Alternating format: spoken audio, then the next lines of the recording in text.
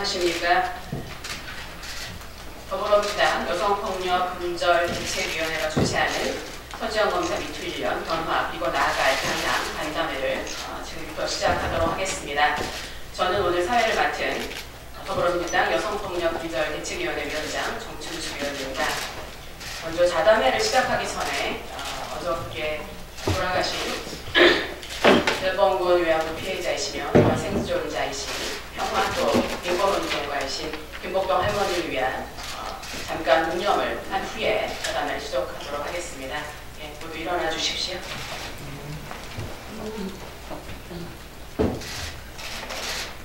네, 일종 묵념.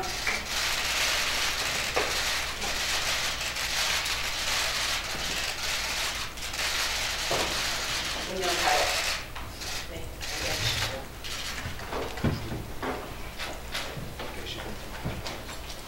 오늘 자담회는 매우 의미 있는 자담회라고 생각합니다. 작년 오늘 서지영 검사께서 크게 용기를 내셔서 시작된 이 말하기가 우리 사회에 커다란 변화의 물결을 가져왔습니다.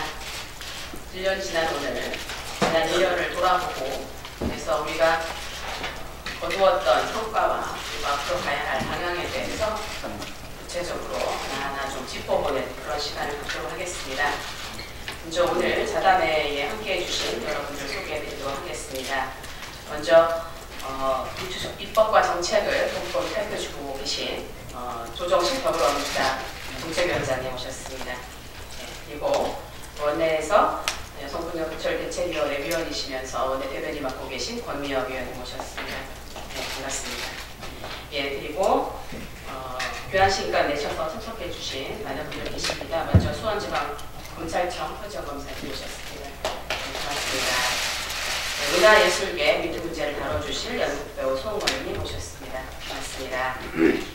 여학생을 위한 학교는 없다. 스쿨무투 집회를 기획하신 양재님 오셨습니다. 네, 감사합니다. 스포츠계 성폭력 문제를 앞장서서 연대하고 계신 젊은 빙상인연대 권순천 선생님 오셨습니다. 네, 감사합니다. 그리고 미투 생존자들에게 큰 힘이 되고 계신 평성평응담소 이미경 소장님 모셨습니다. 네, 고맙습니다. 또 미투 입법 과제에 대해 설명해 주실 서강대학교 법학전문대학원 이문헌 교수님 모셨습니다. 고맙습니다. 그리고 작년 한 해 미투 시민 공동행동을 논하셔서 활동해 주신 김영순 대표님 참석하셨습니다. 네, 모두 그걸 위해서 박수 한번 치시죠. 예. 그러면 먼저 우리 더불어민주당 조정식 정책위원장님으로부터 축하와 격려의 말씀 듣도록 하겠습니다. 네, 더불어민주당 정책위의장을 맡고 있는 조정식 의원입니다. 네, 1월 29일 오늘은 서지영 검사님의 용기로 시작된 미투 운동이 이제 1년이 되는 날입니다. 1년이 맞아서 지난 미투 운동을 되돌아보는 자리를 남겨주신 더불어민주당 여성폭력근절특별위원회 정춘수 위원장님, 의제를 함께해 주신 권미영 의원님, 비롯한 서지영 검사님을 비롯한 많은 참석자 여러분들께 감사의 말씀을 드립니다. 지난 1년간 우리 사회 미투 운동이 각계각층에서 이제 bom물처럼 퍼져나오고 이어져 가고 있습니다. 이를 토대로 성범죄의 심각성을 인식할 뿐만 아니라 성인지에 대한 우리 사회 구조 자체에 큰 변화가 일어나고 있고 또 이런 부분이 제대로 이렇게 자로재야 할 시점이라고 생각을 합니다. 지금 국회에서도 이와 관련된 법안 발의 건수가 현재 약 140건을 넘어서고 있습니다. 그렇지만 아직 논의가 부족한 것도 사실입니다. 발의된 여러 가지 법안 중에서 유엔 여성차별 철폐위원회에서 권고한 성폭력 피해자에 대한 2차 피해 보호 그리고 비동의 가늠죄 신설 등 형법과 성폭력 처벌법 개정안에 대해서 국회에서 아직 제대로 논의가 이루어지지 못해서 일단 안타깝고 아쉽게 생각을 합니다. 그리고 앞으로 논의가 본격화되어야 할 것이다 이렇게 생각을 합니다. 오늘 좌담회에서 굉장히 귀한 좌담회가 많이 있습니다. 그런 만큼 지난 1년의 변화를 한번 되돌아보고 또 앞으로 리비투 1년이 그 이후에 어떻게 나아갈지에 대한 방향을 논의해서 그 현실적인 보완 대책을 만들고 그리고 실질적인 성희롱 성폭력 가해자 처벌 및 피해자에 대한 보호 시스템이 마련하는 자리가 될 수 있기를 바랍니다. 저희 더불어민주당에서도 오늘 주신 말씀들 또 저희 당 차원에서 정부와 함께 이것이 귀한 걸음이 되고 그에 대한 실질적인 소중한 결론이 만들어질 수 있도록 함께 노력하겠다는 말씀을 드립니다. 감사합니다. 네, 고맙습니다. 예, 다음으로 원내대변이시고 여성폭력근절특별위원회 위원이신 김미영 위원님 말씀 듣도록 하겠습니다. 네, 반갑습니다. 저는 오늘 이 토론회가 좀 각별하다고 생각합니다. 왜냐하면 작년에 미투 운동이 시작되고 우리 사회가 많은 변화를 보였습니다만은 또 한편은 많이 변화하지 않았구나 하는 답답함도 있었습니다. 생각보다 우리 사회가 이 미투를 받아들이고 그에 따른 변화를 하는 것이 여러 법원의 판결이나 이런 걸 보면 기대했던 거에 비해서는 좀 더디다는 느낌을 가진 분도 많았습니다. 물론 되게 빠르다 이렇게 생각하시는 분도 있었을 겁니다. 그리고 그런 격차 자체가 어떤 의미에서는 우리 사회에 미투가 진행되는 거에 한 단면을 보여주는 거라고 생각하고요. 그런 의미에서 서지현 검사에 대해서 이번에 법원에서 안태근 씨에 대해서 징역 2년 국정 구속을 한 걸 보고 사실 저는 올해 미투운동의 하나의 전환점을 이거를 통해서 만들었으면 좋겠다는 생각을 했고 그것을 주제로 해서 오늘 토론회를 열었기 때문에 좀 각별하다는 말씀 드렸습니다. 서지현 검사님조차도 이게 과연 실형이 나올까 하고 의심하셨을 만큼 저희도 의미 있는 결론을 내리지 못할 것 같다는 그런 생각도 사실 많이 했었는데 이런 결론이 났었기 때문에 이걸 기화로 해서 미투 운동이 올해는 조금 더 활발하고 조금 더 근본적인 문제를 다뤄나가는 그래서 사회의 변화에 기여할 수 있는 그런 도움이 됐으면 좋겠습니다. 그런 의미에서 우리 여성폭력근절특별위원회도 최대한 노력을 하겠고요. 오늘 나와주신 서지현 검사님께도 감사를 드립니다. 이상입니다. 네, 감사합니다. 이제 본격적으로 전담회를 시작하겠습니다. 앞에서 여러 차례 얘기했습니다만 작년 오늘은 아마 한국 여성운동사, 한국 역사에 이 남을 그런 날이라고 생각합니다. 그래서 서지현 검사님으로 출발해서 용기 있는 말하기로 그동안에 숨겨져 있던 성희롱, 성폭력, 이런 여성에 대한 폭력 문제가 드러났고 또 그것의 본질이 되는 성차별에 대한 우리 사회의 문제점이 정말 드러난 그런 한 해였던 것 같습니다. 정치, 또 문화, 예술, 영화, 학교, 스포츠에 이르기까지 지금 이 여성에 대한 폭력 문제, 또 미투가 계속되고 있고 특히나 올해 같은 경우 지금 스포츠계 내에서 이 성희롱 성폭력 문제가 굉장히 심각하게 드러나고 있습니다. 그래서 이런 여성들의 노력으로 침묵의 칼들이 조금씩 깨져가고 있지만 조정식 정책위원장께서 말씀하셨습니다만 국회에서 145건이 넘는 이런 미투 관련한 법안이 쏟아졌는데 그중에 35건밖에 통과가 되지 않았습니다. 그래서 이러한 안타까움이 지금 남아있고요. 그래서 오늘은 저희가 이제 보시는 것처럼 서지현 검사님을 비롯해서 직접 말씀하신 분들 또 아주 직접적인 조력자들과 함께 우리의 성희롱 성폭력의 현실을 구체적으로 좀 짚어보고요. 그리고 말씀하시면서 겪었던 많은 어려움과 고통이 있으셨을 거예요. 이미 이제 말씀도 하셨지만 그런 얘기를 좀 들어보면서 우리가 어떻게 좀 더 구체적이고 실질적으로 당사자들을 지원하고 우리 사회에 있는 이 성희롱 성폭력 문제 해결하고 성차별 문제를 극복할 것인가라고 하는 구체적인 대안들을 좀 마련하기 위해서 이렇게 자리를 마련하게 됐습니다. 이후부터는 이제 앉으시는 순서대로 저희가 10분 정도씩 좀 발표를 하실 거고요. 그리고 또 이제 이호준 교수님, 이의경 소장님, 김영순 위원장님께서 또 구체적인 또 대안들을 마련해 주실 겁니다. 그리고 나서 또 기자 여러분들의 질문을 받는 그런 순서로 진행하도록 하겠습니다. 네, 다 준비되셨죠? 네, 그러면 잘해보도록 하겠습니다. 박수 한번 치고 시작하겠습니다. 네.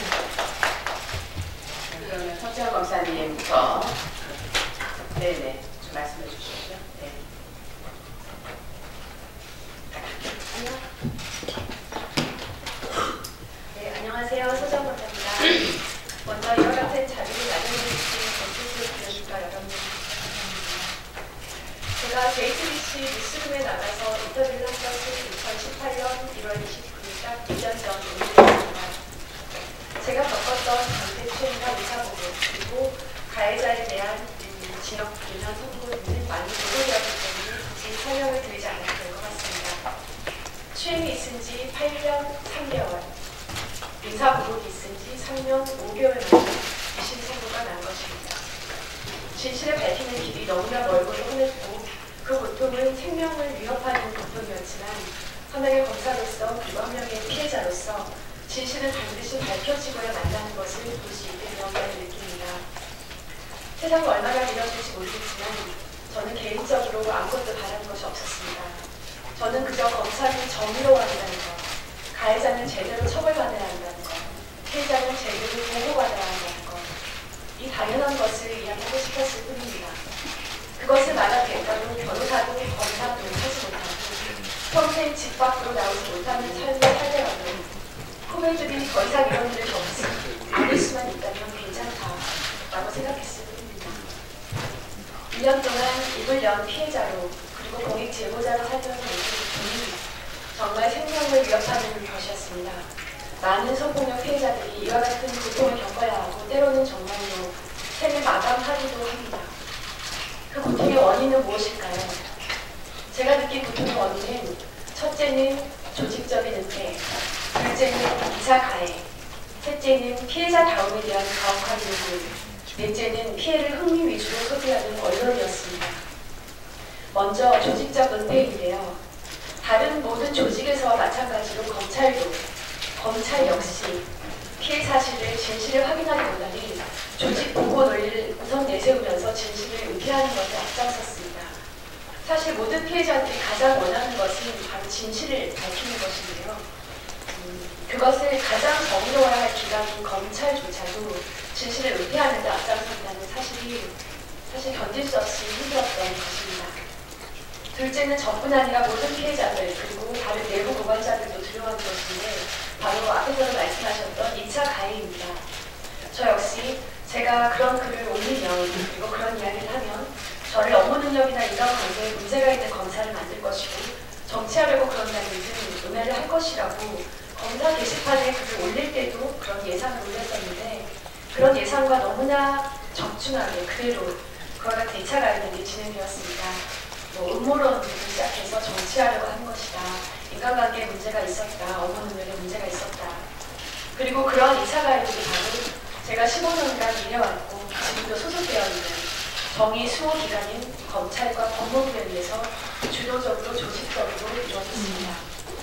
제가 완벽한 인간일 수는 없겠지만 저는 제 업무 능력과 인간관계에 아무런 부담이 없습니다.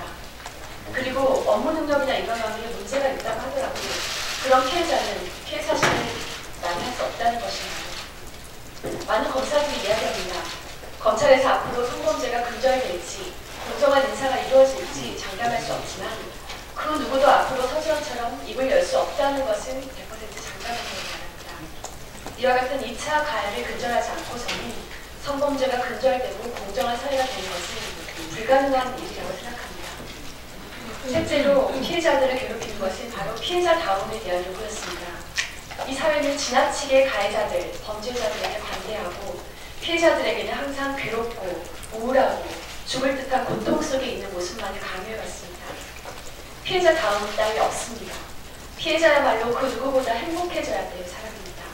제발 가해자들, 범죄자들이야말로 가해자다움, 범죄자다움을 장착하셨으면 합니다. 마지막으로 언론인 여러분께 부탁드립니다. 대부분의 언론은 피해자의 고통에 공감하거나 피해자를 보호하거나 근본 원인을 발견하고 해결책을 연구하는 것에는 별 관심 없이 피해자들을 성적인 흥미 대상으로 소비하고 그 사생활과 인권을 침해하는데 오히려 앞장섰습니다. 앞서 말씀드린 피해자들에 대한 2차 가해, 피해자다움에 대한 가혹한 요구에 대해서 언론의 책임이 큰 것도 사실이라고 생각합니다. 부디 언론에서 미투를 보도하는 데 있어 피해자를 보호하고 가해자를 처벌하고 근본 원인을 분석하는 것에 관심 가져주시기를 부탁드립니다. 최근에 한 책을 보았습니다. 성인의 29%가 에이즈 감염인으로 성인 평균 기대 수명이 61세에 불과한 남아프리카 공화국에서 2011년 치료가 필요한 모든 이에게 무상으로 에이즈 치료약을 공급하기로 결정한 후 한 시골 지역을 조사한 결과 7년 만에 기대 수명이 12년이나 증가했다는 것입니다. 저자는 묻습니다. 이 지역 주민들은 그동안 에이즈 때문에 죽었던 것일까요? 아니면 에이즈 치료약을 공공 자금으로 제공하지 못했던 공동체로 인하여 죽어갔던 것일까요? 저 역시 묻고 싶습니다. 성폭력 피해자들은 성폭력 피해로 인해서 말할 수 없는 고통을 받았던 것일까요? 아니면 성범죄를 방치하고 가해자들을 두둔하고 오히려 피해자들을 비난해온 이 공동체로 인하여 입을 열지도 못한 채 고통을 받으며 죽어갔던 것일까요? 피해자들을 입을 열 수 없게 만든 것이 그들의 두려움이나 나약함 때문일까요? 아니면 피해 사실을, 진실을 들여다보기보다는 그들을 꽃뱀, 창녀, 의심하고 손가락질해온 이 공동체 때문이었을까요? 그렇기 때문에 저는 이제까지 성범죄는 결코 개인의 범죄가 아니라 집단적인 범죄였고 약자와 여성들을 상대로 한 일종의 홀로코스트였다고 생각합니다. 미투는 특별한 것을 이야기할 것이 아닙니다. 더 이상은 성범죄에 침묵하지 않겠다는 것, 가해자들을 제대로 처벌하라는 것, 피해자를 제대로 보호하라는 것, 이 당연한 이야기를 하는 것이 바로 미투입니다. 누군가 정의를 말하기 위해, 진실을 말하기 위해 모든 것을 불살라야 하는 이 비정상적인 시대는 이제는 끝나야 합니다. 공포와 수치로 피해자들의 입을 틀어막아온 이 잔인한 공동체는 이제는 바뀌어야 합니다. 네, 감사합니다. 표전 검사님의 말씀이 정말 우리 사회에 성범죄들이 존재하게 된 그 이유들 또 그 과정을 너무나 명백하게 보여주고 계시고요. 그리고 이 성폭력 범죄들이 구조적인 문제라고 하는 얘기를 정말 가슴 울리게 말씀해 주셨습니다. 감사드립니다. 다음으로는 우리 연극 배우시고요. 사실은 우리가 이제 문학의 성폭력 사건들이 이미 2년 전부터 시작이 됐었습니다.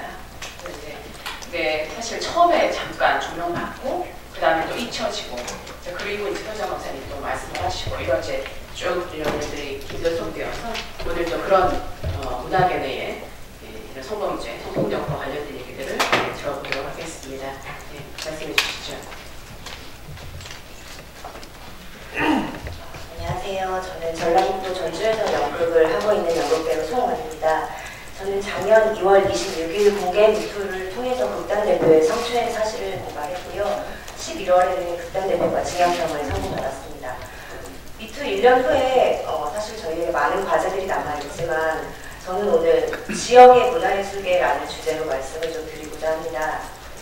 정치권과 문체부는 이미 문화예술계 전반에 대한 성폭력 사안에 대해서 많은 관심을 가지고 계시겠지만 지역의 문화예술계는 또 다른 특수성을 가지고 있다는 말을 드리고 싶습니다. 여기 계신 서지영 검사님이 용기 있는 발언을 해주셨고 각종 언론이나 SNS에서는 연일 봄을 터지듯이 새로운 폭로가 있었지만 사실 제가 살고 있는 지역에서는 정말 무섭다고 생각할 만큼 조용했습니다. 제가 어릴 때 자주 듣던 말인데요. 한 달이 건너면 다 안다라는 말이 있어요. 이 말은 사실 피해자에게 엄청난 압박으로 다가오는 말입니다. 지역의 폐쇄성, 학연 지연에 얽힌 가해 행위자들의 두터운 이해관계, 그리고 몇몇 기득권의 공적 지원금을 독점하는 형태 등을 대변하는 말인데요. 제가 사건 중에 가장 외로웠던 게 여성단체를 제외하고는 저희 지역에 제가 도움을 받을 문화예술 조직체가 하나도 없었다는 거였어요. 왜냐면은 지역에서 활동하는 대부분의 사람들이 가해자하고 이해관계로 얽혀있고 혹은 생계를 책임지고 있기도 했었거든요. 사실 이게 구조적으로 잘못된 일임을 알면서도 좀 연대하기 겁나는 거죠. 제 기자회견 이후에 어떤 기자분께서 저한테 가해자가 그렇게 절대적 위치였느냐 등의 질문을 주셨는데 이게 중앙에서 봤을 때는 그냥 고만고만한 지방 극단으로 보일 수 있지만 지역에서 지원금을 생계로 하고 있는 저희 입장에서는 가해 행위자의 영향력이 엄청나게 느껴집니다. 그리고 왜 이것이 엄청나게 느껴지는지에 대해서는 여러 가지 원인들이 있는데요. 지역의 예술계는 기득권이 많을 수가 아니고요. 정말 몇몇이 독점을 하고 있습니다. 게다가 대부분 공적 지원금으로 생계를 유지하는 예술인들은 시나 도의 사업들로 생계를 유지하는데요. 보면 진입장벽이 굉장히 높은 거예요. 그래서 이미 사업을 수행해봤던 단체만이 또다시 사업을 수행할 수 있는 구조를 가지고 있었습니다. 그런데 더 심각한 건 이 문제에 대해서 지역구 의원들이나 당 차원에서 적극적으로 개입하지 않는다는 거였습니다. 그리고 너무나 많은 언론에서 위계에 의한 질서 폭력이다, 구조적 문제다라고 떠들어대지만 여전히 지역에서는 한 인간을 부도덕함으로 치부를 하고 있는 것이죠. 실례로 제가 전주시에 건의를 직접 제안을 했었어요. 공적지원금을 받는 단체들을 표준계약서 의무화와 함께 성평등에 관련한 사업서 쓰게 해야 한다라는 제안을 했었는데, 이게 또 되게 웃긴 게 몇몇 단체들의 반발로 이 사업서가 중간 단계에서 부산이 또 됐어요. 이 과정에서도 도와주시는 단체들이 하나도 없었죠. 문체부 공고문에 분명히 성희롱, 성폭력이 조항이 포함된 표준계약서, 예방교육에 대한 내용이 있었지만 이 지역의 행정에서는 의지를 가지지 않는다면 전혀 실효성을 가질 수가 없거든요. 뭐가 문제인지 말할 수 있는 간담회가 너무 절실하고, 또 이로 인한 인식 개선을 위해서 지역의 당과 또 의원들이 행정을 좀 잘 감시해야 할 필요성이 있다고 생각을 합니다. 지역의 미투 문제는 결코 문화예술계로 한정지어서만 생각을 하시면 안 되고요. 지역구 의원들이나 독점하고 있는 몇 개의 단체가 학연 지원의 관계로 긴밀히 연결이 되어 있다라는 지점을 보셔야 할 것 같아요. 그리고 이거는 별도의 이야기지만 사실 별개의 이야기일 수 없는, 아직 발의조차 되지 못하고 의원실에서 표류하고 있는 예술인 권리보장법 제정에도 조금 언론에서 많은 관심을 가져주시길 바랍니다. 저의 케이스는 사실 운이 정말 좋았다고 생각을 합니다. 여러 명의 피해자가 있었고 그로 인해서 사법기관의 도움도 받았는데요. 사실 저희 지역에는 아직 해결되지 않은 2차 가해에 너무나 심각하게 노출된 성폭력 사안이 있습니다. 이 사건 같은 경우는 친구 때 이전의 성폭력이었기 때문에 당연히 가해자가 명예훼손을 들먹이면서 엄청난 압박을 해오고 있는데요.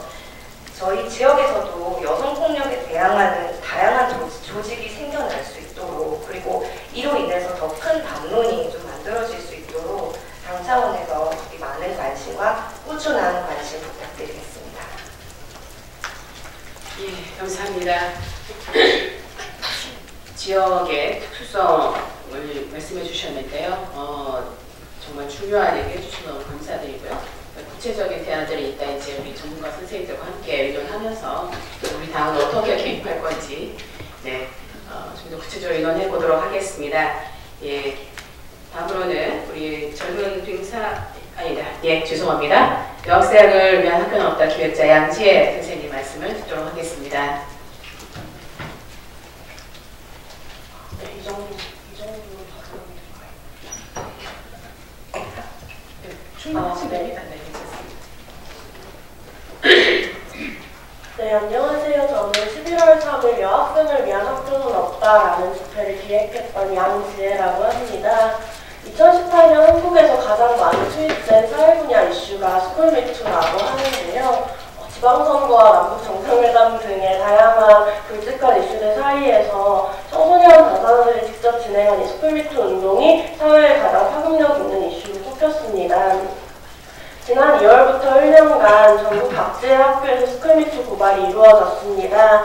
2018년 10월을 기준으로 총 65개의 학교에서 스쿨미투 고발이 이루어졌고 지금은 총 80개의 학교라고 합니다. 학내 성폭력은 단순히 한 사람의 교사에게 한 사람의 학생이 입은 하나의 사건이 아니었습니다.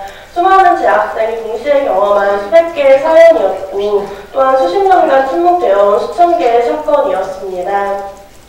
스쿨미투 운동은 지난 4월 용화여고의 상문 미투로 크게 분론화되었으며 9월에는 수십 개의 학교에서 학내 성폭력이 고발되기도 했습니다.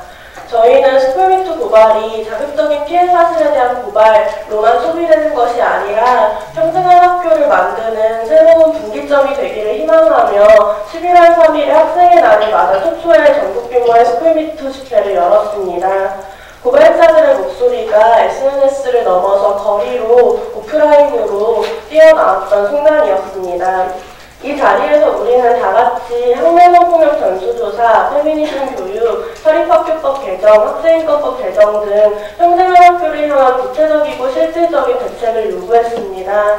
서울에 이어 11월부터 12월까지 총 4가지 지역에서 스쿨미투 집회가 개최되었고 고발자들이 직접 거리에 나서며 평생을 학교를 향한 투쟁과 연대의 목소리를 나눴습니다. 지금 이 순간에도 아동관리위원회 사전심의에 참석해 스쿨미투를 알리고 전국 집중 스쿨미투 집회를 기획하는 등 고발자들과 당사자들이 다양한 시도를 이어가고 있습니다. 그럼에도 불구하고 고발자들의 목소리는 여전히 이 정부에서 제대로 반영되지 않고 있다고 생각합니다. 스쿨미투 종합대책이 나오기까지 10달이 걸렸습니다. 그동안 고발자들은 부당한 2차 가해와 교육기관의 미온적 대응에 시달려야만 했습니다. 그럼에도 현재 제출된 교육부의 스쿨미투 종합대책은 고발자들의 요구안을 제대로 수용하지 못하고 있는 모습입니다. 그래서 저는 오늘 이 자리에서 1년간의 스쿨미투 운동이 가지는 의미와 앞으로의 과제에 대해 간략하게 이야기하려 합니다. 한 해간 이어진 스쿨미투 고발은 학교의 위계와 부당한 권력을 드러내는 고발이었습니다. 대부분의 고발 당사자가 여성 혹은 학생이었으며 가해자로 지목된 이들은 교사 혹은 남성이었습니다. 이는 학교에서 젠더, 나이 혹은 사회적 권력에 따른 위계가 얼마나 막강한지를 드러냅니다. 특히 교사가 학생의 진로 대부분을 좌지우지할 수 있는 학교 현장에서 성폭력은 교권이라는 이름하에 정당화되었습니다. 여자는 아프로디테처럼 쭉쭉 빵빵해야 한다 등의 언사가 교사가 분위기를 풀기 위해 학생에게 농담조로 던질 수 있는 말이었습니다. 지난 12월 부산의 한 교사가 교권 침해를 이유로 스쿨미투 고발자를 고소한 사건이 있었습니다. 저는 이 사건이 스쿨미투가 학교 내 수직적 질서의 균열을 내고 있음을 역으로 증명하는 사건이라고 생각합니다. 또한 스쿨미투 고발은 사건만이 아니라 구조에 대한 고발이었다고 생각합니다. 졸업한 지 수십여 년이 지난 여성들부터 이제 지금 재학하고 있는 여학생들까지 수많은 여성들이 스쿨미투 고발을 진행했습니다. 여성들 중 학내에서 성차별이나 성폭력을 경험해보지 않은 여성이 드물 정도로 학내 성폭력은 모든 여성들의 공감대인 문화였습니다. 이것은 우리의 교육구조가 수십 년간 학내 성폭력을 막지 못했을 뿐더러 부추기는 문화에 있었다라고 생각합니다. 아동복지법, 양성평등 기본법 등 법제도에서 교육기관의 아동성폭력 신고 의무 조항이 있었으나 이는 제대로 지켜지지 않았습니다. 학교폭력위원회나 상담센터와 같은 학교 내 기구는 전문적이고 체계적인 대응을 돕기는커녕 요즘 미투하는 애들 때문에 힘들지 않냐고 묻는 등 미투 고발을 부정적으로 묘사했습니다.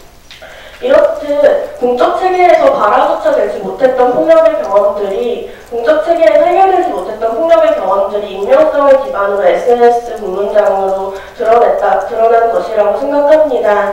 그렇기 때문에 스쿨미투 고발 이후의 과제는 개별의 피해자를 보호하는 것도 있겠지만 이것을 넘어서 학내 성폭력이 해결될 수 있는 학교의 구조를 다시 만들어가는 일이라고 생각합니다. 마지막으로 스쿨미투 고발은 청소년이 직접 주도한 성폭력 고발이라는 점에서 큰 의미를 띱니다. 그간 많은 문제에 있어 청소년들은 문제 해결의 대상이었습니다. 청소년이 당사자인 입시 등의 문제에서도 비청소년을 중심으로 이루어진 공론화위원회가 주요한 논의의 장이 되는 등 학교 안에서도 밖에서도 청소년은 스스로의 문제를 가로할 권리가 없는 존재로 여겨졌습니다. 그러나 스쿨미투 고발은 청소년이 미성숙하고 통제되어야 할 객체, 무기력하고 수동적인 피해자가 아니라 세상을 바꾸는 고발자로 이 사회에 등장할 수 있음을 알렸습니다. 학교를 다정하고 학내 성폭력 문제를 해결할 수 있는 유일한 가능성으로 고발자들의 고발이 있었습니다. 스쿨미투, 탈코르셋 등 2018년에 10대 페미니스트 여성들을 중심으로 한 페미니즘 운동이 한국 사회에 큰 변화의 동력을 만들고 있습니다. 페미니즘 대중화 활동 속에 성장하고 있는 여성 청소년들이 새로운 무기를 통해 학내 성평등 운동을 직접 이어가고 있는 것입니다. 그럼에도 불구하고 스쿨미투 1년간 고발자들이 마주해야 했던 것은 수없이 많은 2차 가해와 미온적인 대응이었는데요. 이를테면 고발자들 중 많은 사람들이 학교에서 이 문제를 처음 공론화했을 때 이것을 허위 제보로 받아들인다거나 오히려 고발자의 사과를 요청하는 일들이 빈번했습니다. 또한 이것이 공론화되고 나서야 가해교사 일부가 사과하는 식으로 문제가 마무리되었으며 가해교사의 가해 사실은 교육청이나 경찰 수사로 적극적으로 이관되지 못했습니다. 또한 이렇듯 사과를 받아내는 과정에서 고발자들이 소진되고 무력감을 느끼며 고발 자체를 포기하는 일들도 많았습니다. 이에 80개 정도의 고발이 되었다고 밝혀지는 스쿨미투 고발이 지금은 트위터 해시태그상에 30개 정도의 계정만 남아있는 상태로 이렇듯 용기를 내어서 진행된 스쿨미투 고발을 사회적으로 혹은 학교 안에서 지지하지 못해 이슈되고 있는 상황입니다. 네. 또한 최근에 용화여고에서 가해교사에서의 징계 처분이 취소되는 사건, 불기소 처분이 이어진 사건들을 겪으며 이 스쿨미투 고발이 공적인 체계에서 제대로 대응되고 처벌되지 못한다는 사실도 지적하지 않을 수가 없습니다. 이는 물론 스쿨미투라는 고발이 특정인에 대한 성폭력 피해보다는 불특정 다수에 대한 교사의 성희롱 언행 등으로 주요하게 구성된다는 점도 빠질 수 없는 지점이라고 생각합니다. 학내의 성폭력 문화가 만연해 있음을 고발하는 것이 스쿨미투 운동이었기에 모든 문제를 사법체계로 해결할 수 없다는 점 또한 알고 있습니다. 그럼에도 불구하고 용기를 내어 성추행과 성폭력을 고발했던 학생들이 불기소 처분을 받거나 경찰 수사에 대한 결과조차 제대로 전달받지 못하는 지금의 상황은 고발자들을 더 무력하게 만들고 있다고 생각합니다.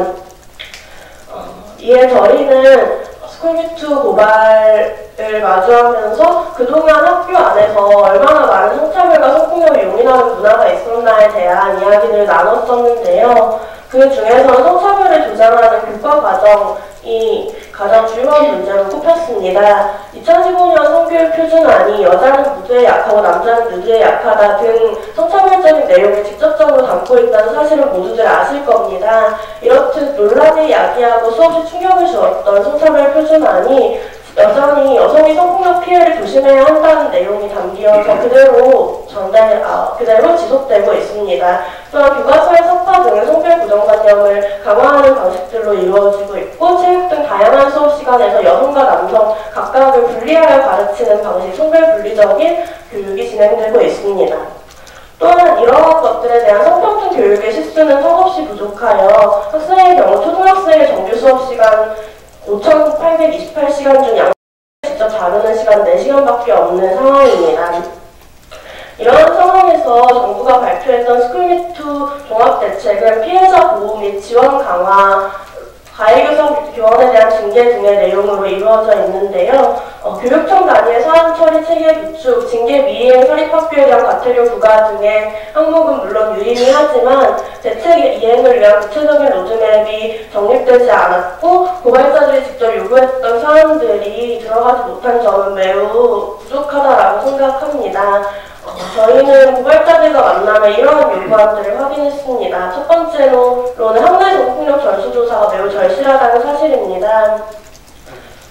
2018년에 고발된 학내 성폭력 사건은 대부분 제대로 처리되지 않았고 여전히 피해자는 고통받고 있는 상황입니다. 이에 전수조사와 이에 기반한 검경과 적극적인 수사가 필요합니다. 특히 피해를 고발하고 법적 대응을 하기 어려운 청소년의 특성상 정부와 검경이 적극적으로 인지수사를 진행하고 체계적인 성폭력 해결 매뉴얼과 피해자 보호 시스템을 통해 청소년 당사자들에게 신뢰를 주어야 한다고 생각합니다.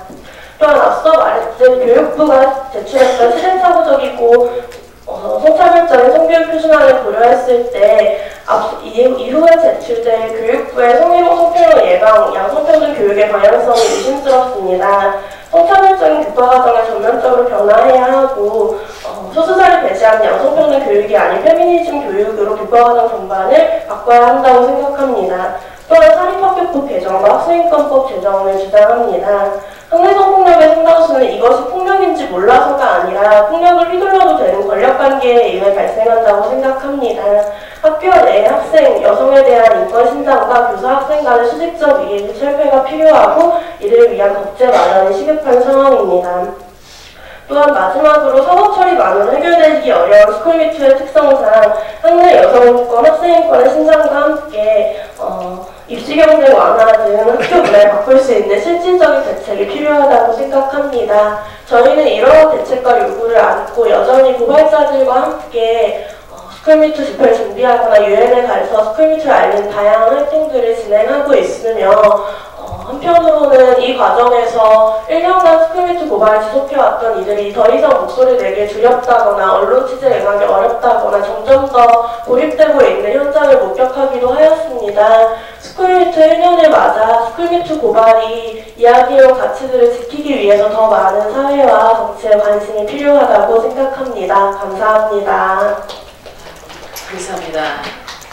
저절로 박수를 치게 되네요. 예, 아까 말씀하신 대로 사실은 학내 성폭력 문제는 어저께 오늘의 일이 아니고요. 저 자신도 뭐 아주 그 경험이 있고요. 많은 아마 여학생들이 거의 이런 경험이 있을 겁니다. 그리고 이 당사자들과 연대하고 힘을 주어서 이 일이 끝까지 해결될 수 있도록 해달라는 그 말씀 굉장히 인상적이었습니다. 다음으로는 요즘 최근에 가장 큰 관심을 받고 있습니다. 젊은 빙상인연대 권순철 선생님께서 스포츠계 내의 성폭력 문제를 말씀해 주시겠습니다.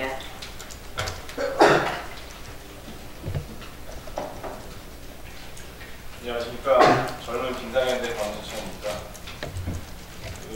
이런 자리를 만들어주신 정춘수 위원장님께 먼저 우선 감사드린다는 말씀드리고요.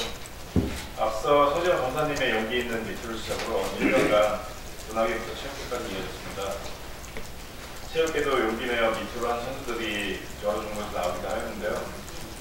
저희 젊은 빙상연대에서도 앞서 발표했듯이 여러 명의 피해자가 있었고 그 피해자들이 용기 내어 이야기하는 것은 정말 쉽지 않았습니다. 보통 엘리트 선수라 하면 인생의 절반 이상을 그 종목에서 투자를 하고 시간을 보내면서 익숙한 훈련 장소에 코치, 감독들 관계가 있기 때문에 더더욱 쉽지 않았던 것 같습니다. 또한 피해 사례가 언급될 때마다 가해자보다는 피해자의 더욱 시선이 쏠리는 것에 더 부담을 느끼고 더욱 주저했던 것 같습니다.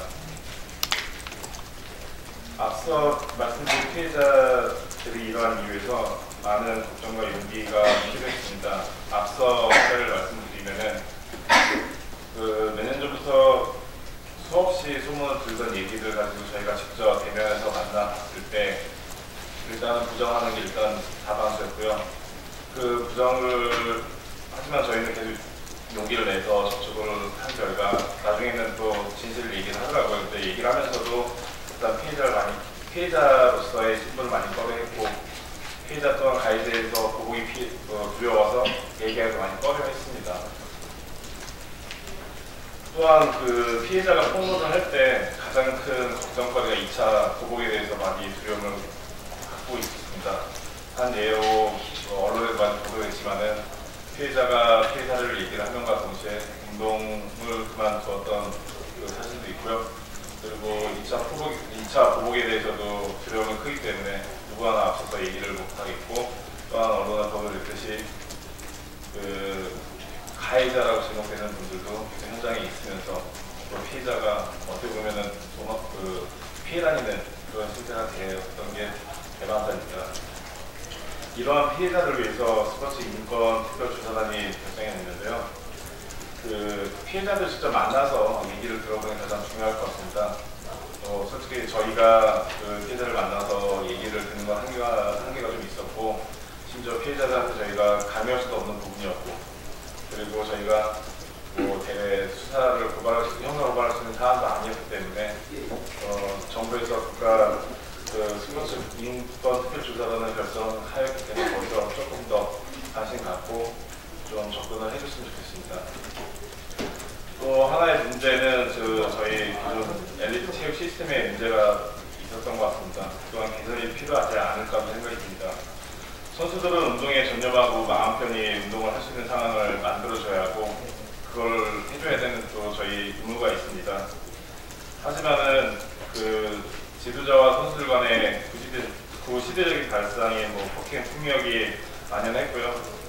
요즘에는 시대가 많이 변하면서 그 선수들도 자기 주장도 강하고 또한 지도자들도 많이 이제 변하고 있습니다.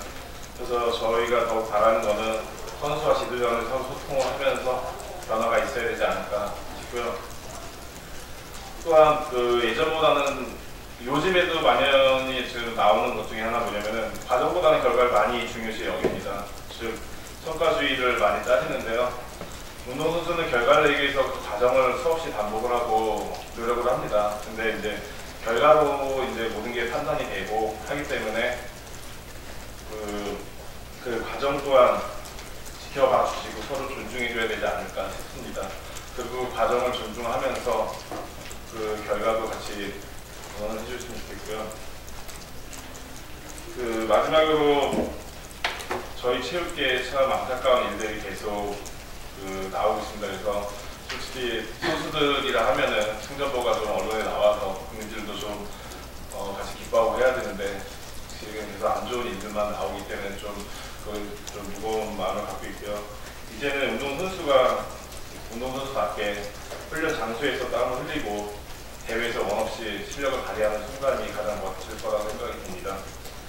그리고 또한 저희도 보여줘야 되고요. 참 저희가 이 사례를 저희가 접하면서 제가 앞서 발제자들이 얘기를 했는데 공통된 대목들이 많은 것 같더라고요. 일단은 가해자도 피해자가 우선 집중이 되고, 그리고 2차 보복, 그거는 어느 집단이나 똑같은 것 같더라고요. 그래서 저희도 계속 피해자들을 접촉을 하고 저희도 의견을 많이 드리려고 하지만은 솔직히 한계가 있는 게 저희가 좀 한계를 많이 봅니다. 그리고 그런 부분에서 국가가 좀 많이 좀 신경을 써갖고 조금 더 좋은 방향으로 갈 수 있게끔 해주시고, 선수는 선수답게 성적으로만 좋은 언론에 나왔으면 하는 게 가장 바람입니다. 이상 마치겠습니다. 네, 감사합니다. 요즘 굉장히 바쁘실 텐데 나와주셔서 너무 감사드리고요. 굉장히 어려운 여러 가지 여건들 속에서도 계속 운동하시는 이런 선수들 보면서 굉장히 제가 존경심을 갖게 됐습니다. 아까 우리 서지영 강사님께서 피해자 다움이란 없다 얘기해 주셨는데 정말 그런 것 같습니다. 다음으로 윤희경 소장님, 이호준 교수님, 김영수 대표님의 말씀을 좀 들어보려고 합니다. 이제 직접적으로 어떤 당사자이시기도 하고 또 조력자이시기도 하고 또 문제를 해결하시는 해결자이시기도 한 여러분들의 얘기를 들었고요. 관련해서 전문적인 또 조언들 주시기 바랍니다. 이미경 소장님 먼저 말씀 듣도록 하겠습니다. 네, 저는 작년 1년이 거의 혁명 같았습니다. 그동안 반성폭력 운동을 하면서 이렇게 많은 분들이 이야기를 하시고, 그것도 저희 상담 현장에서만이 아니라 언론을 통해서 그리고 SNS를 통해서 이야기하시는 것을 보면서 이제 우리 사회가 좀 변화했나라고 하는 그런 희망도 느꼈습니다. 그런데 이제 제가 체감하는 가장 큰 변화는 사실 이런 피해자들의 말하기는 18년에 시작된 것은 아니었죠. 저희들이 1983년에 한국여성의 전화가 처음 상담 전화를 문을 열면서 그동안 여성단체에 수없이 많은 분들이 이야기를 하셨고, 법 제도가 제대로 되지 못해서 피해자가 가해자를 살해하는 그런 극단적인 형태의 소위 어쩔 수 없이 그런 과정을 거쳐야 했던 우리 사회에 정말 너무 안타까운 현실들이 있었습니다. 그런 과정을 통해서 1990년대에 성폭력에 관련한 특별법이 마련이 되고, 그리고 지금까지 수많은 법과 제도들이 만들어졌습니다. 그런데 작년에 그렇게 많은 분들이 이야기를 하면서 제가 체감되는 가장 큰 변화는 이제 듣는 사람들의 귀가 좀 열렸다라는, 그리고 가슴을 열고 이 이야기를 듣는다라는 것이었습니다. 그래서 매우 희망적으로 그런 말하기를 들었는데, 이 중에서 용기를 내서 법의 이제 형사사법 절차를 선택하신 분들의 현실을 보면 정말 정의롭지 않았습니다. 아까 앞에 분들도 많이 말씀하셨지만 그 피해자들이 수많은 그 피해자 다움을 요구받고, 그리고 형사사법 절차에서 뿐만이 아니라 언론 보도 과정이나 아니면 주변에서 가족들에게까지 2차 피해에 노출되어 있는 것을 보았습니다.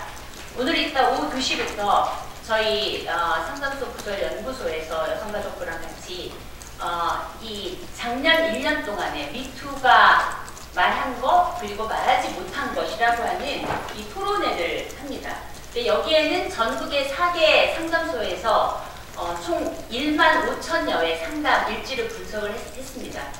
이 상담 일지라고 하는 것은 피해자들이 정말 피해 사실을 이야기하고 그리고 여기에 대한 어떤 지원 체계가 어떻게 되고 있는지를 볼 수 있는 자리입니다. 근데 여기서 봤을 때 피해자들이 용기를 냈지만 여전히 형사사법 절차에서 그런 2차 피해를 겪고 있다라고 하는 것이 너무나 드러나고 있다라는 사실이죠. 그리고 또 한 가지 이 어떤 피해자를 비난하고 의심하는 것을 넘어서 가해 행위자들의 어떤 반격은 정말 너무나 심각한 상황입니다. 명예훼손이나 또는 무고죄로 역고소가 지금 거의 고소된 사건의 거의 대부분이 지금 그런 반격들을 받고 있고 이러한 반격에 대해서 조직적으로 변호인단, 그 소위 가해자 전문 변호사라고 하는 분들이 그야말로 정말 저희가 어제도 지금 누가 몇백만 원을 내겠다고 합니다. 상담소에. 이런 후원금이 좋은 의미로 NGO 단체에 대한 후원금이어야 할 텐데 사실은 그렇지 못합니다. 피해자와 합의가 안 되니까 이런 상담소에 돈을 기부를 해서 그러한 기부금 영수증을 법원에 제출을 해가지고 결국은 감경 요인의 하나로 이게 작동을 하는 것을 저희들이 지금 수없이 보아오고 있습니다. 그래서 저희들이 그것을 이제 아주 긴밀하게 여쭤보고 근데 저희들이 얼마나 그걸 걸러낼 수 있을지는 모르겠습니다. 이제 이런 식으로 조직적으로 수많은 피해자들이 알지 못하는 상황에서 감경이 되는 것까지 정말 수없이 많은 어떤 폐해들이 일어나고 동시에 이게 일어나고 있다라고 하는 점입니다.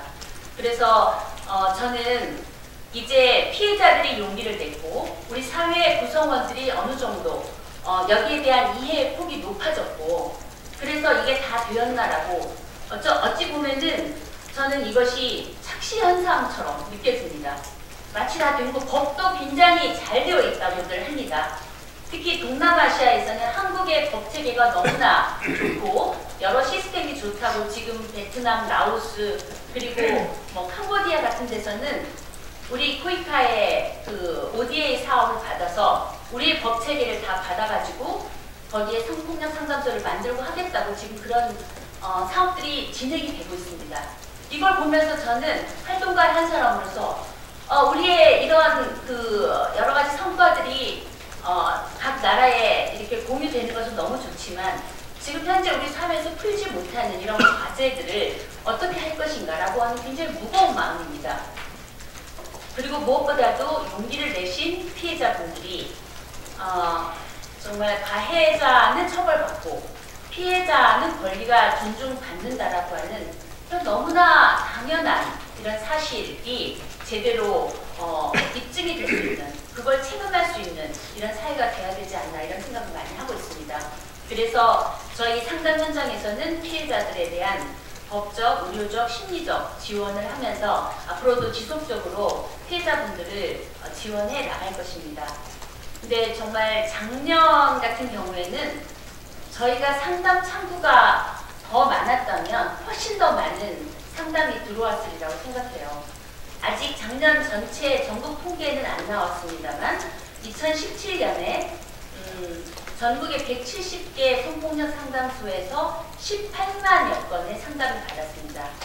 그 중에 직접적인 성폭력 피해는 11만 1123건이었습니다. 2018년 작년에는 이보다 훨씬 많은 상담이 들어왔으리라고 생각하는데요. 제가 제일 두려운 것은 내가 공연히 상담했어. 그리고 내가 차라리 가만히 나 혼자 삭힐 걸 괜히 형사사법 절차를 밟아서 이런 고통을 받는구나. 이런 말씀을 하실 거 이게 제일 두려운 상황입니다. 그것은 결국 우리 사회가 대답해야 될 문제라고 생각합니다. 다시 한번 말씀드리지만 정의로운 사회가 될 수 있도록 사법부에서는 그동안의 객관성, 합리성이라고 하는 것이 얼마나 남성 중심적인 사회에서 가해자 중심으로 이것이 만들어졌었는지를 성찰적으로 돌아보고 피해자의 경험과 피해자의 목소리가 반영된 정말 제대로 된 객관성을 확립해야 된다고 생각합니다. 마지막으로 지난 2월 22일 날 유엔에서 우리 한국 정부에 여러 가지 이제 성평등 관련한 심의를 하면서 정말 많이 질문을 했었던 것이 이제 젠더에 기반한 여성에 대한 폭력 부분이었습니다. 그리고 3월 9일 날 우리 한국 정부에 여러 가지 7가지나 되는 젠더 폭력에 관련한 권고를 내렸는데 거기에 제1번이 형법 297조를 개정하라라고 하는 것이었습니다.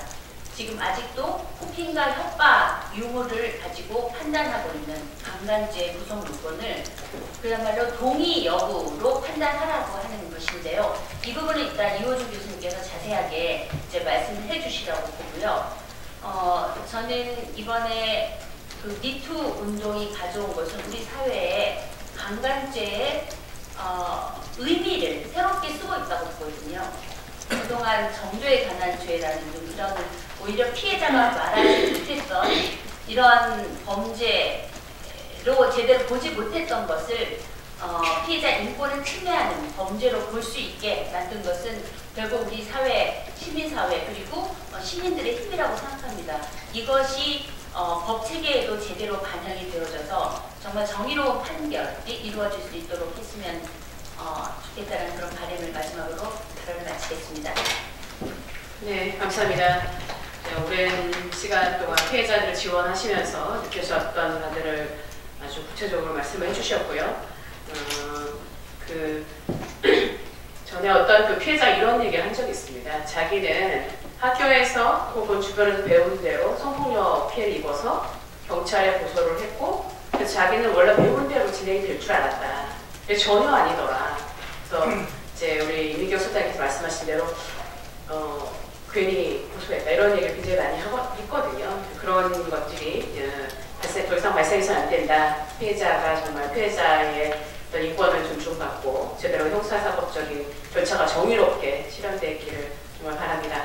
다음으로 이호중 교수님께서 말씀해 주시겠습니다. 네, 저는 서강대학교 법학전문대학원에서 형사법 가르치고 있습니다. 이 미투운동의 이 1년을 돌아보고 우리가 뭘 했고 무엇을 앞으로 해야 되는가에 대한 고민을 좀 더 사회적으로 나눠야 될 시점이 아닌가 싶은데요. 저는 아무래도 법학자이고 더군다나 형법이 전공이다 보니까 주로 법 제도적인 문제를 중심으로 해서 이 성폭력 대책에 대해서 좀 말씀드리려고 합니다. 지난 가을, 작년 가을이죠. 이 미투 운동의 성과 중에 하나로 꼽히는 형법 개정이 있었죠. 그것은 이제 업무상 위력에 의한 간음죄 형법 303조 또 업무상 위력에 의한 추행죄 성폭력 처벌법에 있는데요. 아무튼 이 업무상 위력에 의한 간음 추행죄의 형량을 강화시키는 입법이 있었습니다.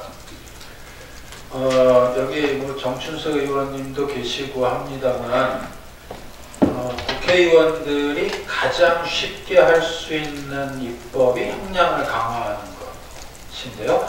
가장 효과를 담보하지 못하는 입법이 바로 형량을 강화하는 입법입니다.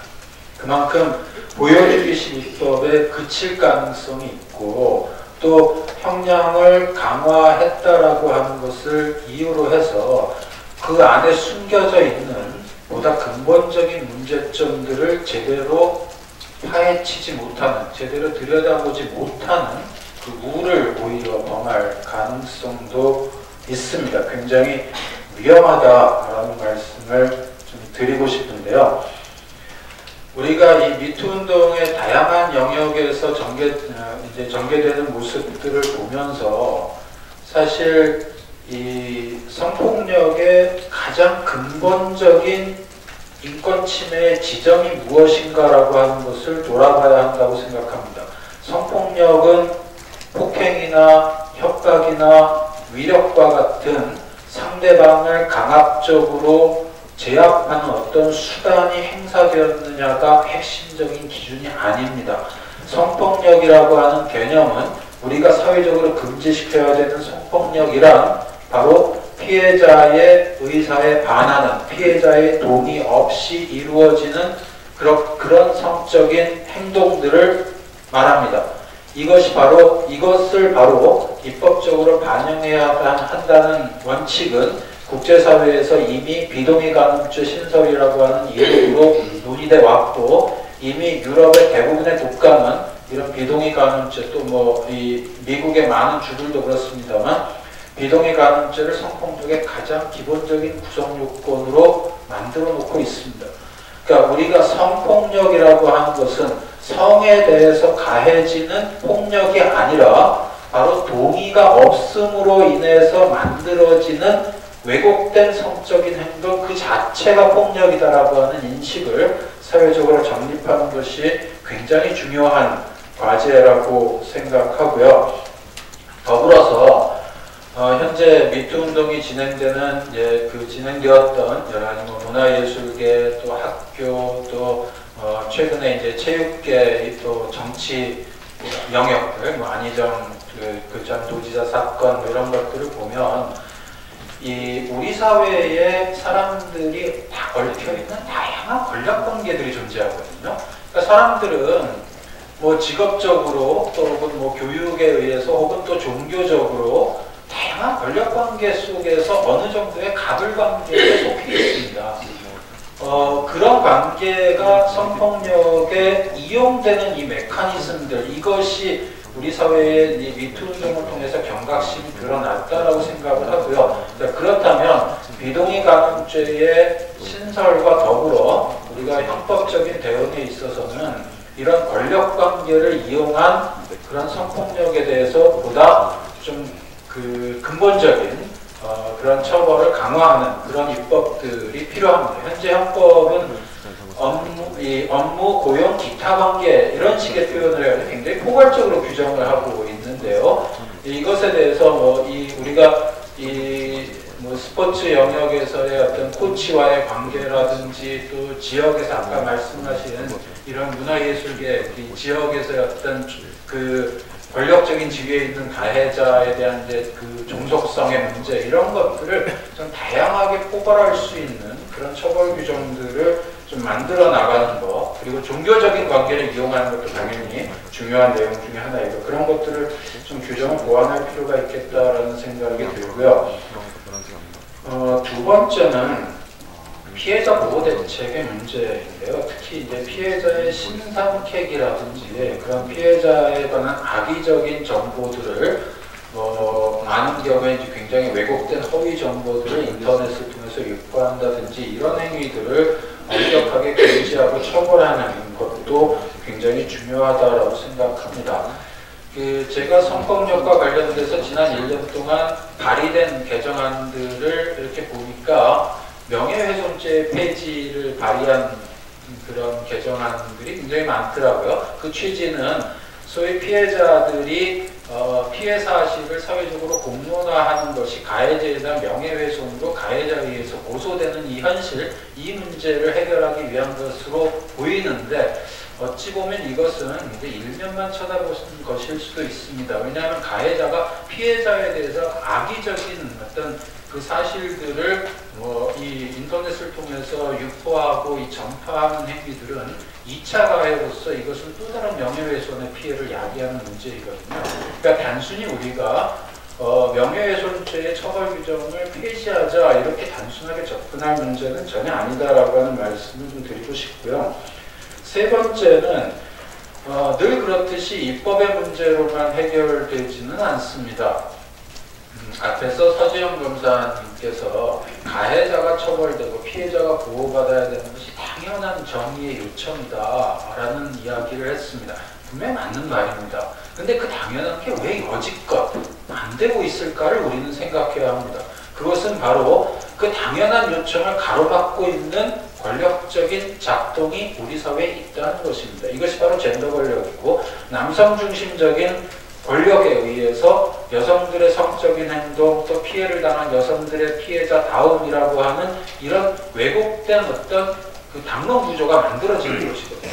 안희정 사건에서도 재판부가 이렇게 얘기를 합니다. 그렇게 업무상 위력에 의해서 성폭력의 피해를 당했으면 다음날 아침에 당장 그 가해자인 도지사를 경계하고 좀 피하려고 했어야 되는 거 아니냐, 피해자라면. 그런데 그 피해자는 아침에 오히려 수행비서로서 아침 식사를 하기 위한 음식점을 검색하고 찾아보고 하는 이런 행동을 보였다. 이거는 피해자답지 못한 행동이라고 얘기했습니다. 그게 정말 그럴까요? 그 피해자다움이라고 하는 것은 누구의 시각입니까? 저도 남자이지만 우리 사회에서 이 성폭력 피해자들은 이렇게 행동했어야 해 라고 하는 어떤 이미지, 정형화된 이미지가 만들어져 있고 그런 정형화된 이미지를 통해서 법이 해석되고 적용이 됩니다. 바로 이것이 성차별적인 젠더 권력의 작동이죠. 이것을 깨지 않는 한 아무리 규정을 잘 만들고 아무리 입법을 훌륭하게 했다 하더라도 그것은 사회적으로 관철되지 못하는 상황에 직면하게 될 것입니다. 대법원이 지난 가을에 성인지 감수성이라고 하는 개념을 이야기했습니다. 근데 성인지 감수성이라고 하는 것을 법원이 적용하는 모습을 보면 마치 피해자가 뭔가 비정상적인 어떤 요인 때문에 피해자가 피해자다움의 소위 정형에 어긋나는 행동을 했을 수도 있다. 이 점을 좀 잘 살펴라. 이 정도의 의미로 보입니다. 다시 말하면 피해자가 한 행동이 그 자체로 존중되는 것이 아니라 피해자다움이라고 하는 법원이 만들어 놓은 전형에서 어긋나는 행동을 한 피해자에 대해서 그렇게 어긋나는 행동을 할 만한, 즉 피해자다움의 전형에 벗어나는 행동을 할 만한 어떤 이유가 있었는지 그거를 살펴라. 이것을 성인지 감수성이라고 이야기했습니다. 그것은 아닙니다. 성인지 감수성은 성별 권력의 영향력을 제거하면서, 소위 젠더 권력의 영향력을 제거하면서 피해자의 목소리와 피해자의 행동을 그 자체로 존중하는 그런 법 해석을 해야 되는 것이고, 이것은 바로 그동안 왜곡된 성에 관한 통념들, 법원이 구축해 놓은 통념들을 우리가 밑에서부터 근본적으로 해체해 나가는 그런 과정이어야 할 것입니다. 네 번째는요, 예방교육의 문제를 잠깐 말씀드리고 싶습니다. 예방교육은 기존에도 학교에 있어서 이제 성폭력, 성희롱 예방교육을 해야 한다, 이런 규정들이 있어 왔습니다. 그것이 이번 이제 미투 운동을 계기로 해서 문화예술계, 체육계에도 그런 예방교육을 실시해야 된다는 식으로 확대되고 있는데요. 어떻게 하느냐의 문제를 좀 고민해야 될 것 같아요. 그동안에 학교 현장에서 있었던 성폭력 예방교육이라고 하는 건 피해자에 대해서는 피해를 당하지 않기 위해서 뭘 조심해야 되는지, 가해자에 대해서는 성폭력을 가하지 않기 위해서 어떤 행동을 조심해야 되는지, 이런 것들에 대한, 그러니까 행동에 대한 통제 방식에 관한 그 교육이었어요. 그러다 보니까 제가 한참 전 얘기지만 우리 아들 녀석한테 학교에서 성폭력 예방교육 뭐 받았니? 라고 물어보니까 만지지 말래 이렇게 얘기하더라고요, 한마디로.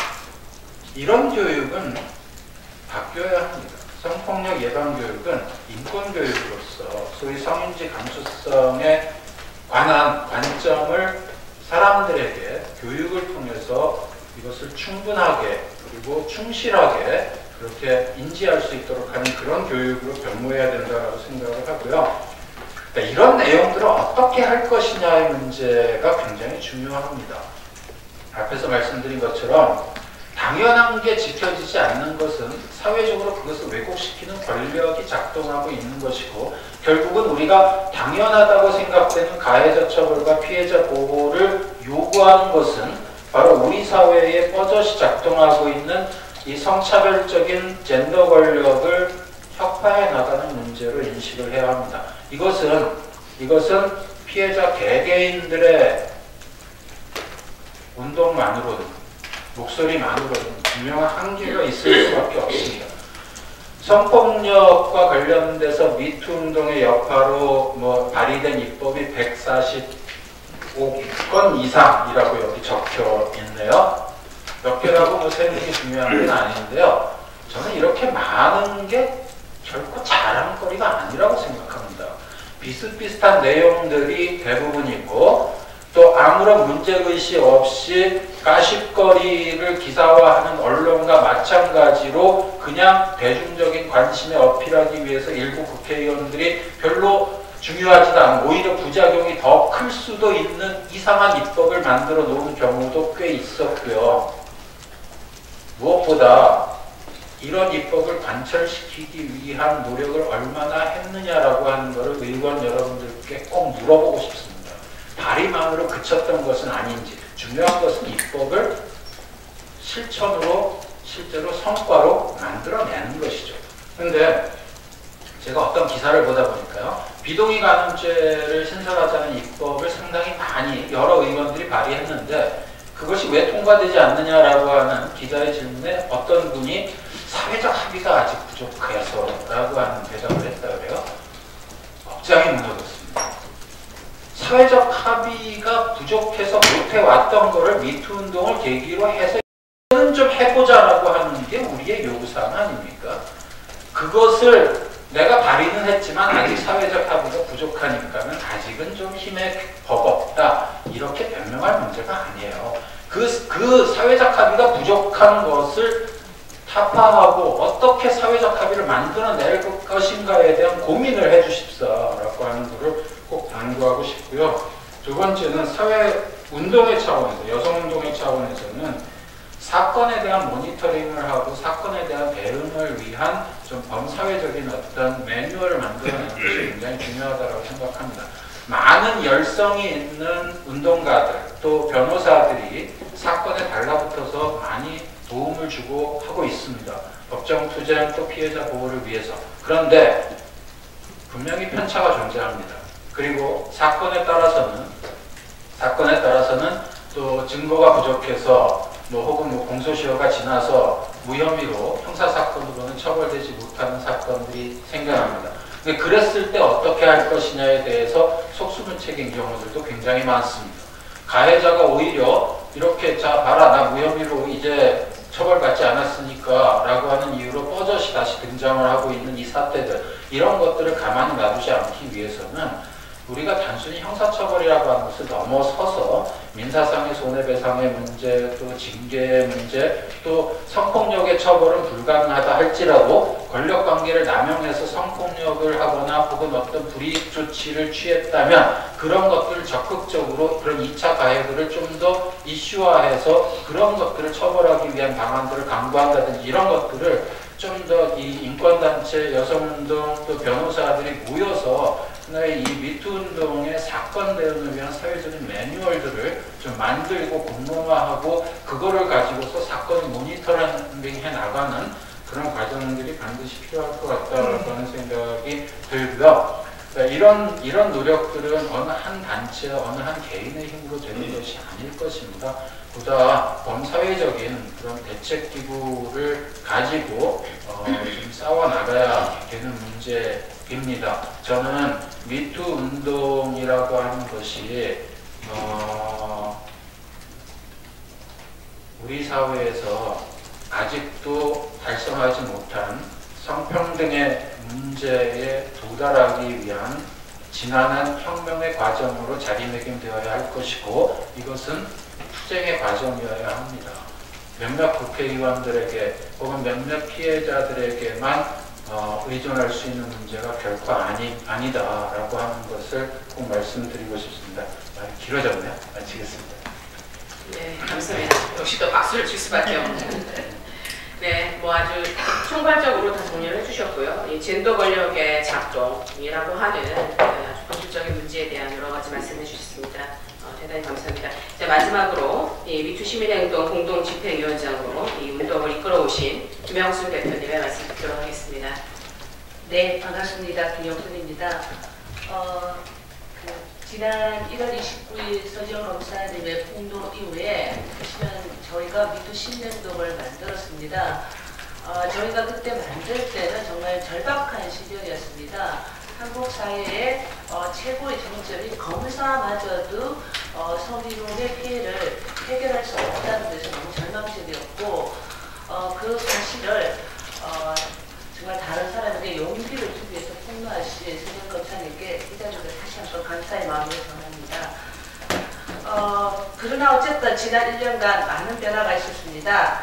안태건 2년, 이윤택 1심에서 징역 6년, 김생민, 은공주가 업계를 떠났습니다. 이재용 목사가 징역 15년을 받았고요. 양혜원 씨는 비공개 무직책 세무 씨가 징역 4년을 받았습니다.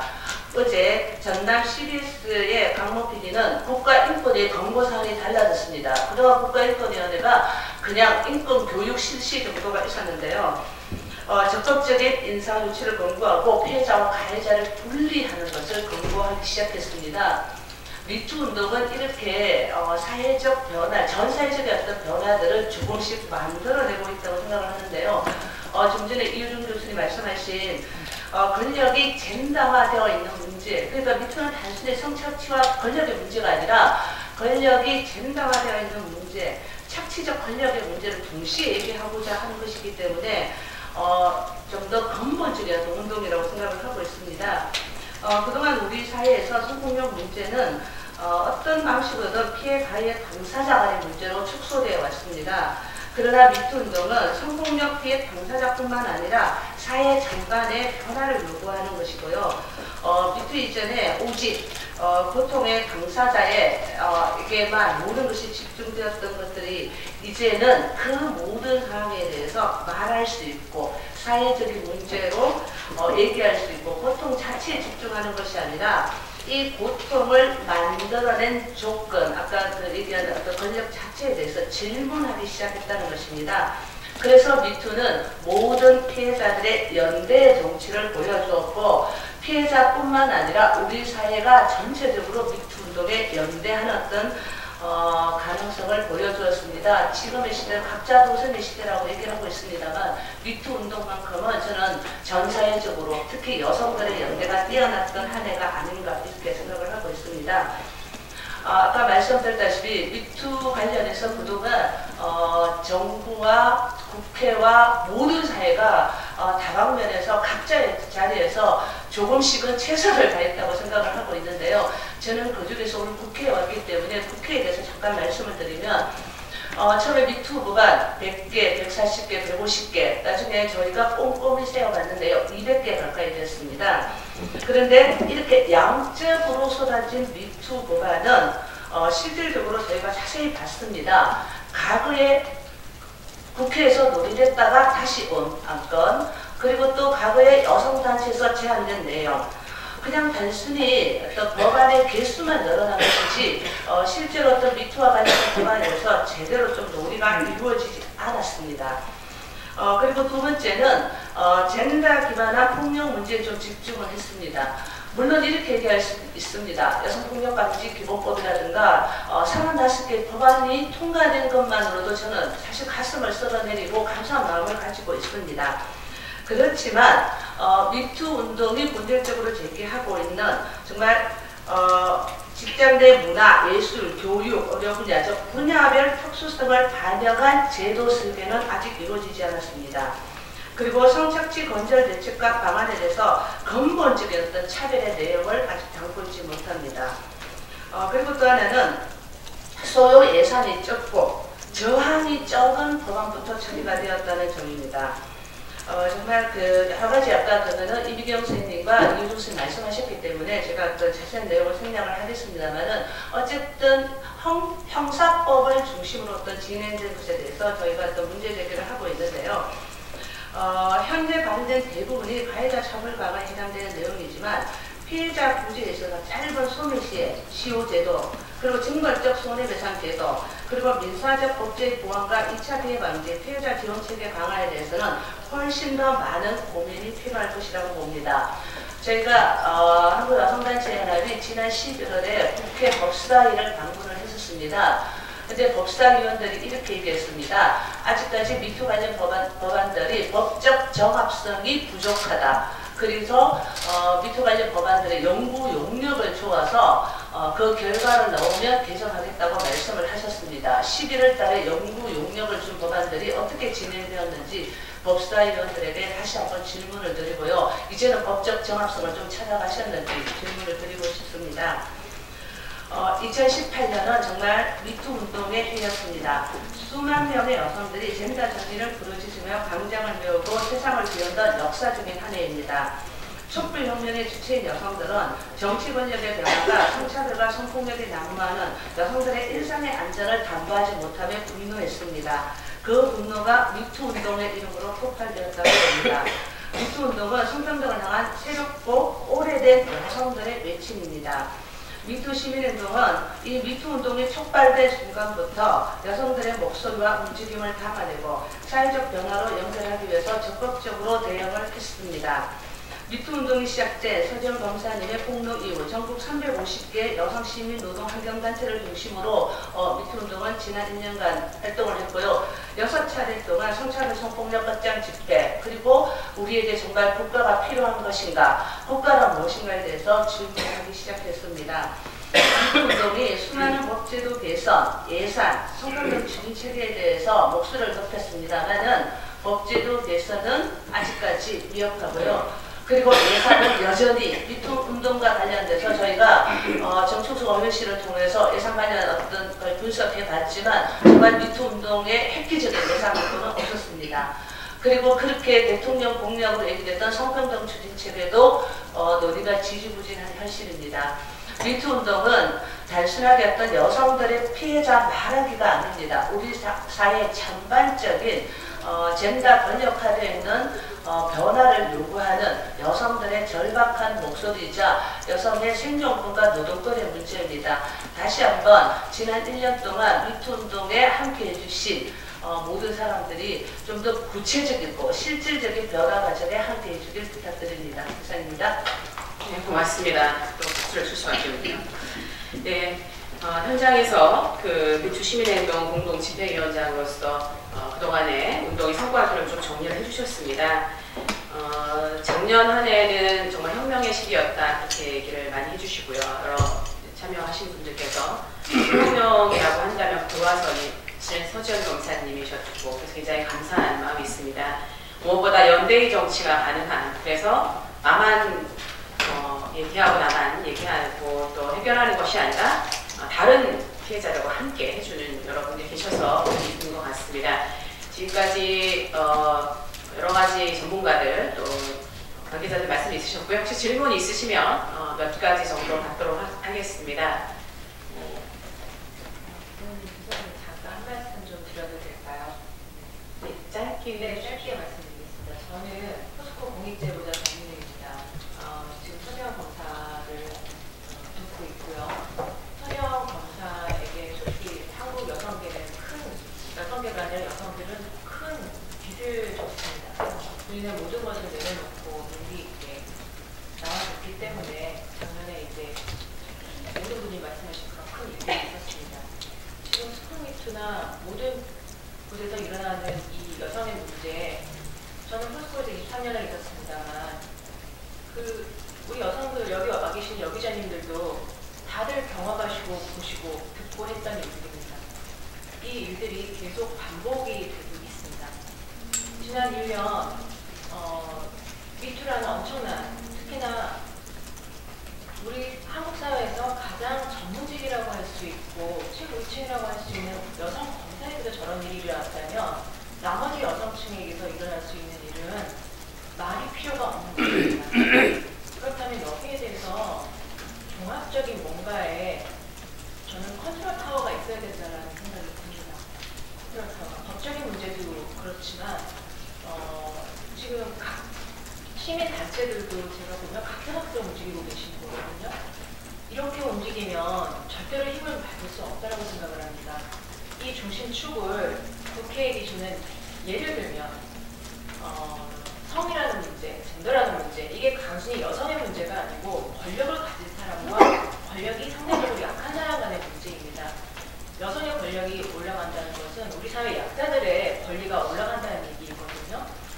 그런 차원으로 여성의 운동, 이 성의식의 운동을 좀 보고서